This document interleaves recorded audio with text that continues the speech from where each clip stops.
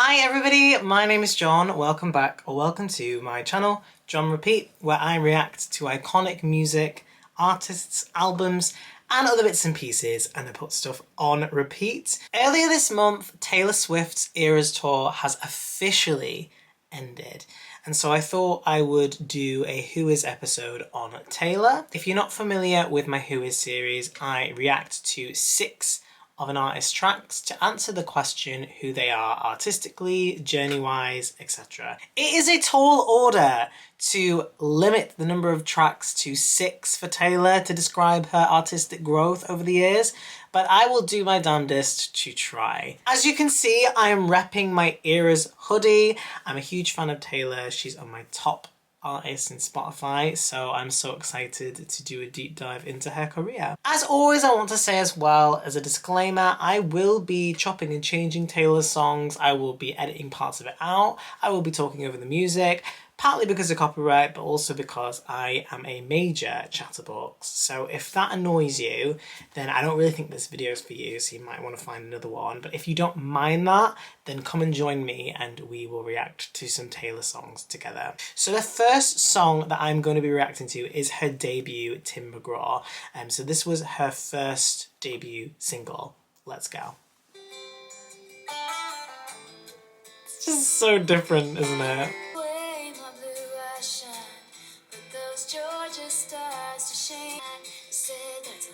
What is this accent, Taylor? This is like Yeehaw Taylor. So she was very much in her country era right about now for her debut. What's so beautiful about Taylor's songwriting is it's so visual, so image-driven. You've got the Georgia stars, very country-esque. You know, it's following this like beautiful conversation about saying her eyes sparkle like the Georgia stars, and she's like, that's a lie. And then it's including all of these specific moments in time within it to create this beautiful narrative. It's the backing for me as well with that male vocalist. It just sounds so country.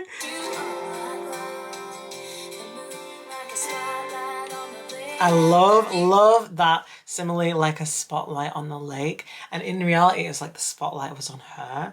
She was like living a fantasy in that moment. But when you hear like the spotlight on the lake, I can see that in my mind. And it's so true that like a song can take you back to a specific place in time, that nostalgia. And she's really playing on that with the imagery in this song.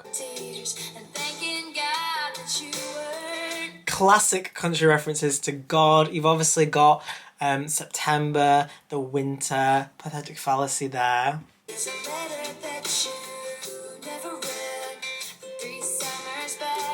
And her songs really read as a diary entry, especially in the beginning of her career. And this like narrative storytelling was something that really like captivated her audience and made people really relate to her. And it's like old and faded blue jeans, very like hometown, very country, like, you know, it's very accessible. This is like the country version of Wildest Dreams for me. Like this is very much like, you know, when you hear this song, you're transported back into that place, which is going to be so full of nostalgia, so full of happiness.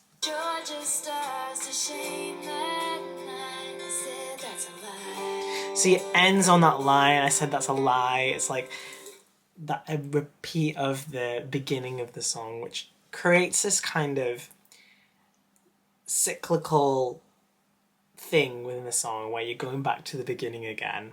And that's ultimately what would happen should she listen to that song again and he listens to that song again and they're transported back to the beginning.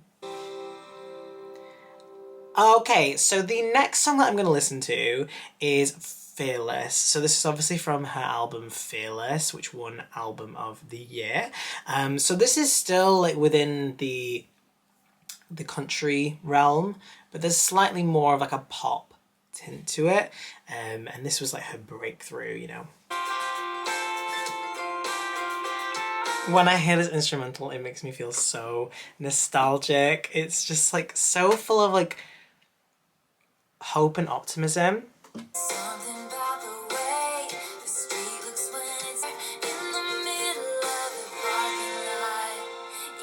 Ah, goosebumps. It literally gives me chills. Like, it's just like the romance. It's the story. It's the narrative. Beautiful. It's that just like pining for and loving the person that you're with, and it's like something really wistful as well, like the way the street looks when it's rained. There's a glow off the pavement.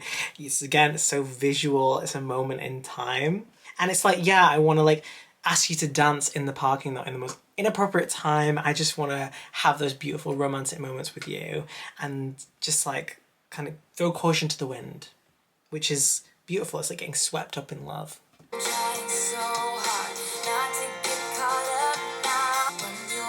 Aww. See, this is like the story. This is like the romance that we all want. Like, I remember being younger, listening to this and being like, why can't it happen to me? And it's like very much like what we want. We all want the romance, you know? And it's just like such a beautiful narrative, and like it showcases like how you're kind of like so in awe of somebody, and you kind of following that narrative in Taylor's head, or she's kind of like, well, I'm trying not to get too caught up, and I wonder if you know how I feel about you. It's like that initial crush.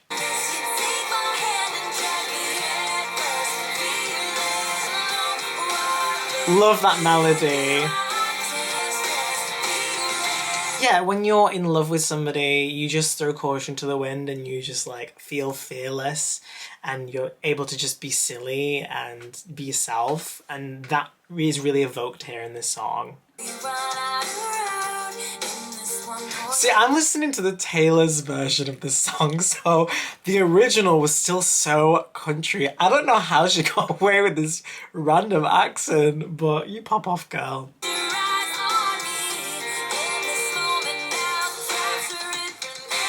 See, I love the way it's like capture it, remember it, and you've got the guitar going along with that cadence, which really emphasizes those lines. And yeah, you know, it's like that one horse town. You're like, you know, in a small town, and like the passenger seat, he looks over at you and you like remember that moment. It's like I'm there in that love story. See, like in a storm is like a beautiful metaphor for like in like the storms of life, but in like a physical storm, you've got the image of her with the dress, just like dancing in the best dress, like looking perfect. And I don't care about any of that. I don't care about appearances. I just want to be with you. Love this guitar break.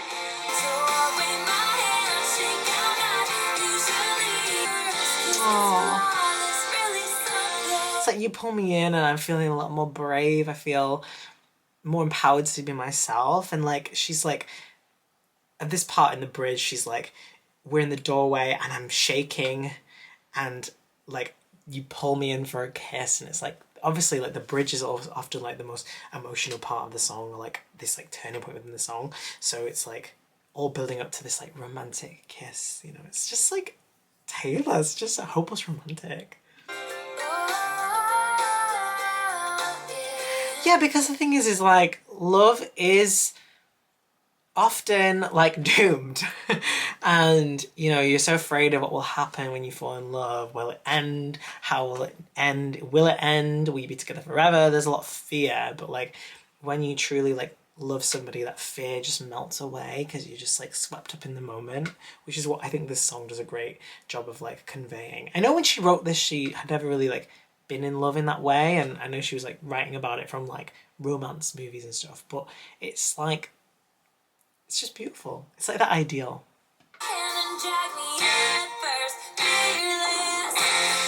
Sing it, country-ish Taylor. And this melody keeps repeating, so it's so addictive. Okay, so the next song I'm going to listen to is All Too Well 10-minute version.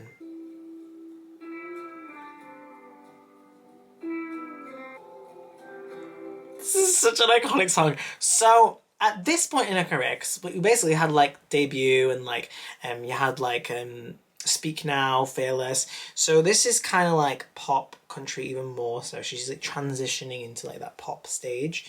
Even more so than she already was. This song was not a single originally on Red, and the fans just like absolutely love this song and just gave it a life of its own. And so All Too Well 10-minute version is like this original version and then extra stuff on that was added afterwards or like at the time, which didn't make the final cut.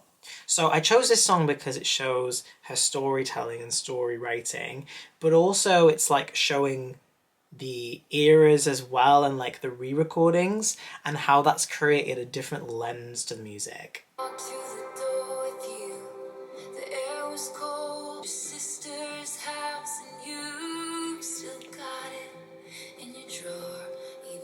This bloody scarf. I mean, the speculation that this scarf caused. I like the scarf like being like this sort of metaphor of like her and like the romance being left after they broke up. And yeah, like Walk Through the Door with You, the air was cold, but something about it felt like home somehow, like when you feel at home with the person that you love. And, you know, all these little personal details which add to the narrative.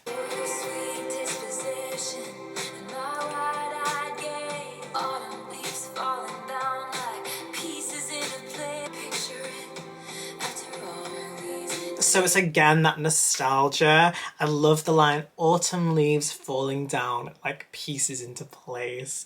Like it just creates this visual of this autumnal romance with the leaves falling in the fall, with the flannel, you're driving upstate, singing in the car. It's a moment in time. And again, it's like nostalgia of I can picture it after all these days. Like I still keep going back to these moments because they mean so much to me. And I like that your sweet disposition and my wide-eyed gaze. Like, it shows like that naivety there. It shows like the stage they were in the relationship, his sweet disposition, how he was like very like unassuming, you know, very sweet and kind. So yeah, it's like I might be okay, but I'm not fine at all. Like I'm fine and I should have moved on, but I love the bluntness of I'm not fine at all because this breakup has clearly affected her at this time. I'm not gonna say who it's about, but like we know who it's about. We know. Anyways, yeah, I think it's really good that like it's peppering in all of these different moments in time, and then you've also got like I know it's long gone, so we're now introduced to the fact that this is a relationship that has died, which creates this sad tone. I love that ran the red because you were looking at me. Again, it's kind of like in Tim McGraw, and it's still got those specific moments in time. And Red, again, that just satisfies me because it's like Red, like the album, and so it's very much in the colour scheme of the album. So you've got the photo album, she's meeting the parents, she's understanding him as a person, cheeks were turning red, again, like with Red, obviously, the album.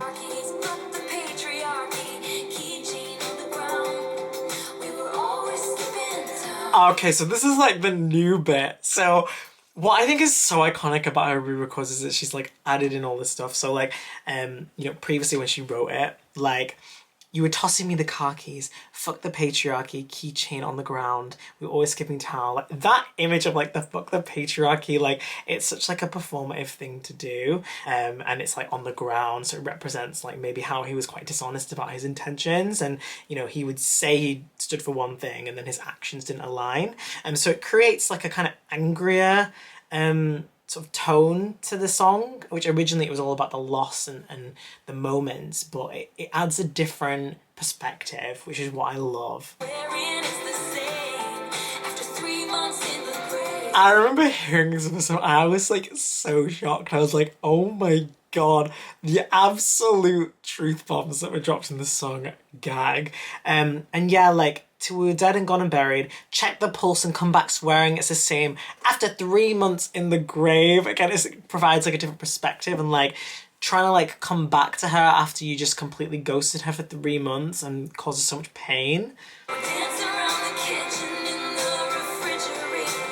Oh, it's like we're dancing around the kitchen in the refrigerator. Like, it was such a nice detail, like such a honest like memory that she like treasured.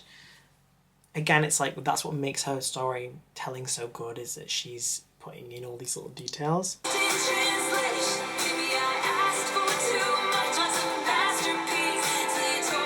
I love that. Maybe we got lost in translation. Maybe I asked for too much. But maybe this thing was a masterpiece. Maybe we were perfect. Maybe we were just beautiful, our love, until you tore it all up. Tore is like such a destructive word, obviously. You can like see him almost tearing it up. And yeah, like I love the bit where she says as well, like, you kept me like a secret, but I kept you like an oath. It shows like the different perspectives of the relationship. Love.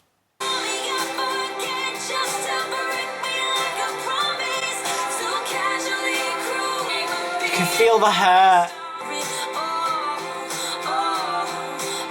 And it's like, you call me up again just to break me like a promise. It was like how his actions didn't align with his words and he constantly let her down. And casually cruel, I love that as well. In the name of just being honest. Like, this was like, as well, because I know she wrote songs about her exes beforehand, but this created this like fascination with like Taylor and her exes and who she's writing about. And I think at this point it doesn't really matter who it's specifically about. It just really communicates this amazing storytelling and like these moments that so many people have been through, like going through a breakup and all of that pain. And she turned those moments into art that's gonna last forever, which is incredible.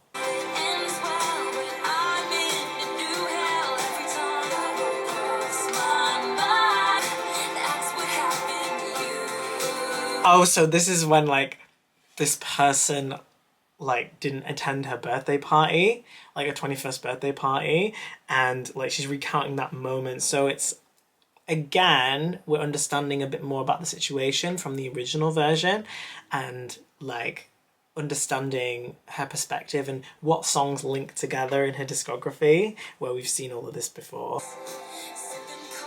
She's like such a glib person. The scarf comes back. I love the harmonies.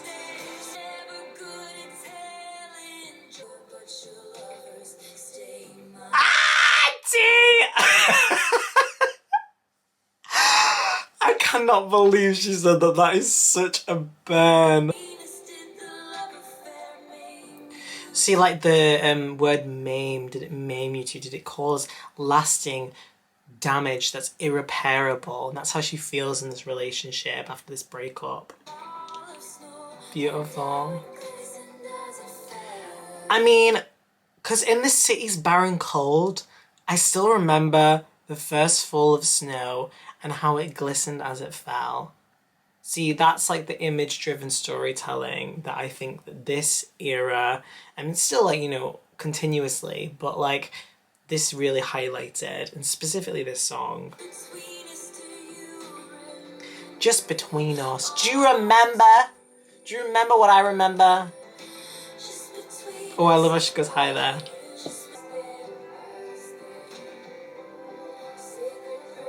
And one thing that's great about this song, and this shows, you know, not just from this era, but this whole career that she's had, is that she's able to integrate these melodies so seamlessly. So like, this is 10 minutes. It doesn't feel like it's 10 minutes. It feels like it's so quick because the melodies just feel right with the song, and it's not shoehorned in. It's literally just a reflection of the outpouring of emotion that she felt, and it fades out. Okay, so the next song I'm going to listen to is probably one of the biggest songs from Taylor's career, Blank Space, from 1989. So this was like her pure pop album, and solidified her as like this global icon. So yeah, let's go. I remember hearing this when I was in college at the time, and I just remember being fucking obsessed. I was like, who is this Taylor Swift lady? I mean, obviously I knew her like before, but such a switch up, such a change, which felt so right. You know, and she's like, nice to meet you, where you been? I could show you incredible things. Magic, madness, heaven, sin. So you've got like the magic, the madness, you've got that heaven. and then sin. So you got like the juxtaposition of those two things. And you look like I made a mistake. This is like turning all of the things that people said about her on its head, which she does later in her career and throughout. I can read you like a magazine. I can read you so easily and it fits so well into the song. Yes, bitch! I can make the bad guys good for a weekend. So it's kind of like she's like playing the role of this man-eater who flies people around the world and like plays games and breaks out everyone's heart, which is what everyone depicted her as, obviously after Red and all of that. So iconic. So I love that. It's gonna be forever or down in flames. You can tell me when it's over, if the high was worth the pain. High and then the pain. You've got like so it's just gonna be forever or it's gonna go down in flames, the contrast between those two lines. You can tell me when it's over, if the high was worth the pain. So it's like comparing those two states of being. Oh my god, iconic line. Because you know I love the players and you love the game. And that's the sort of narrative that's been pushed onto her. And she's like owning it, even if it's not necessarily true. Iconic! Iconic. I love cherry lips. Crystal skies, again, very visual. I could show you incredible things. Stolen kisses, pretty lies. You're the king, baby, I'm your queen. So it's like following on from obviously the first verse, you know, that same rhythm. And she's basically saying like, we could be king and queen together, but, you know, I'm dressing out all these beautiful lies, but really I'm gonna break your heart. And I love that image, rose garden filled with thorns, so beautiful, but like gonna prick you, gonna hurt you. Yes! See, and that's the thing, no one can make fun of her for that as much now because she's owned it and like made it into her own and profited off of the lies that people told about her. I love that because Darling, I'm a Nightmare, dressed like a daydream. She's got such good one-liners in her songs, which really stick out to you.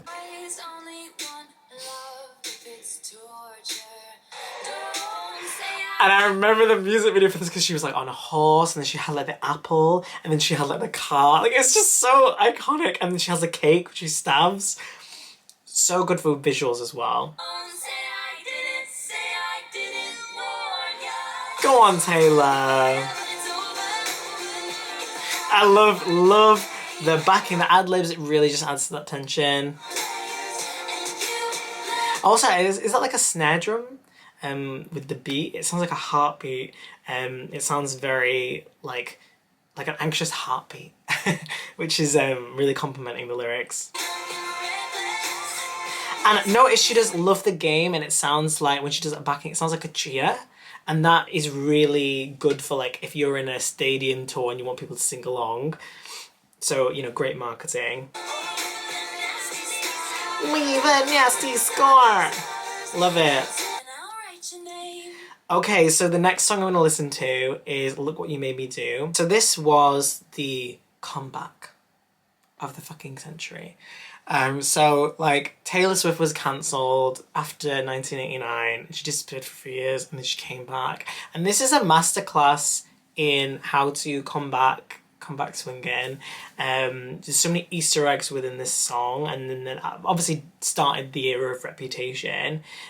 So I chose this one because I think that this shows like her ability to reinvent herself consistently. Because, you know, before we had like obviously country and the country pop, and then she went into pop, but she explored other sort of more darker elements and grungier elements within her music, and that experimentation is something that's continued consistently throughout her career.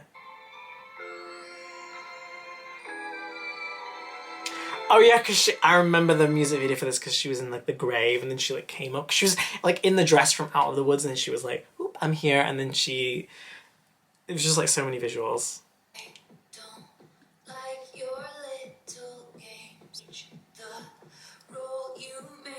All of the Easter eggs to Kanye. Oh my god.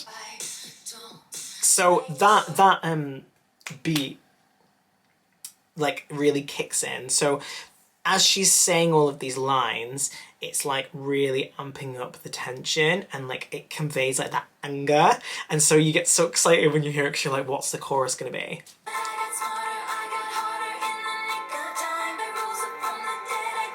Yes, bitch! And she literally did. She reclaimed back the narrative, which is, you know, what we saw in Blank Space and previously, but like this was on a different scale. So this sounds like I'm too sexy for my and it's like reinventing that for a new audience. And so it's like, I don't like your kingdom keys, they once belonged to me, you asked me for a place to sleep, locked me out, and threw a feast. So it's like, I don't like the fact that you have taken over my position and taken over the narrative and I'm reclaiming that back. So she's obviously using the imagery of like the kingdom and the keys and asking for a place to sleep and then like basically asked for a favor for her and then like locked her out and then just like took advantage of the situation. And so it's creating these beautiful images in your mind and visuals. So dramatic and so bratty. But I mean, it was a big deal at the time. Yes, and it shows like that kind of vindictive, sort of revenge hungry sort of aspect that I think everybody has within them. So it sounds like kind of Halloween-y with how she's like going in a falsetto and she's doing like the nick of time and I do it all the time. It creates this like really creepy, foreboding vibe. Okay, so this is obviously when she had like all the different tailors. And she was kind of really assessing like her reputation, and Reputation has some really, really great songs on it. Obviously I can't include all of them in this review, but it really explored like this angry side of Taylor, and this revengeful Taylor. But also some really nice moments as well, and different shades to the storytelling. But I mean, this was like the comeback.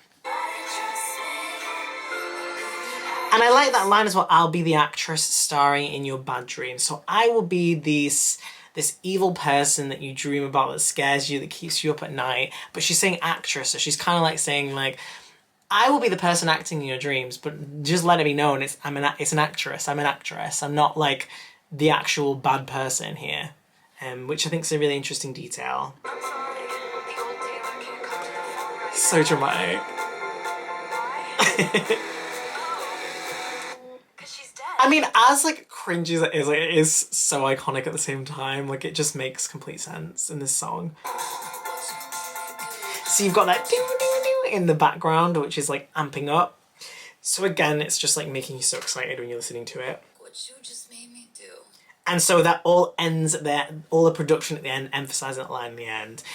So yeah, the final song that I will be listening to is going to be Willow, obviously from Taylor. So obviously in between Reputation you have like Lover and Folklore, Evermore, and then you obviously have Midnights and The Touch of Post Apartment. Last song I'll be listening to is Willow. By no means this is like the most comprehensive review of Taylor, but this is where I think her narrative's gone. Starting in country with those beautiful visuals and storytelling, you know, continuing to have more of a pop lens, going full pop, and then being able to experiment in different genres, different narratives, and like also like coming back from criticism.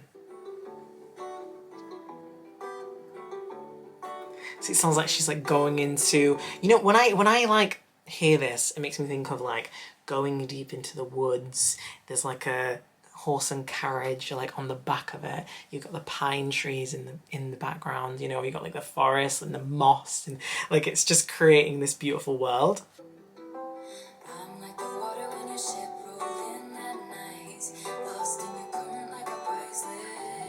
I love that simile, like a priceless wine. Like you know, just like losing something so precious of herself within this other person.